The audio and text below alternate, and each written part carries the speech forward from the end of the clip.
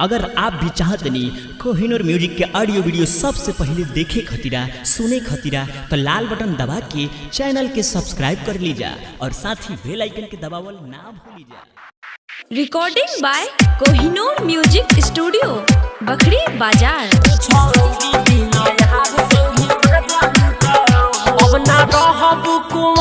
चला जइबू ससुरार तोहर बिहनिया ढाइल डोली ले जाई भतार तोहर बिहनिया ढाइल डोली ले जाई भतार।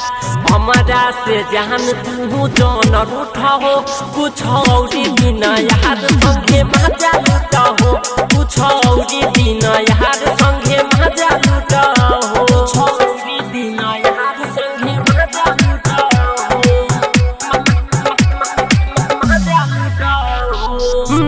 हर में बाडू अभी फायदा उठावो सोरहो सिंगार करके हार के देखावो सोरहो सिंगार करके हार के देखावो। नई हर में बाडू अभी फायदा उठावो सोरहो सिंगार करके हार के देखावो।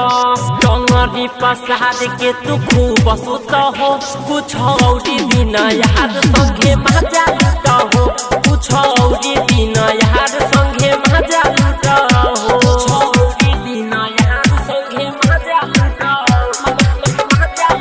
हो।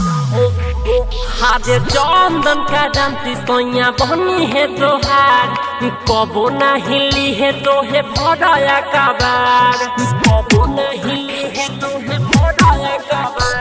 हाजे चंदन का जानती सोया बनी है तोहार कबो ना हिली है तो है भराया कबार। सत्यम अनिल संगे घूम छूटा हो कुछ औरी बिना यार संगे मजा लूटा हो कुछ औरी बिना यार संगे मजा लूटा हो। अब ना रहबू कुमार चला जइबू ससुरार तोहर बिहनिया ढाइल डोली ले जाई भतार तोहर बिहनिया ढाइल डोली ले जाई भतार।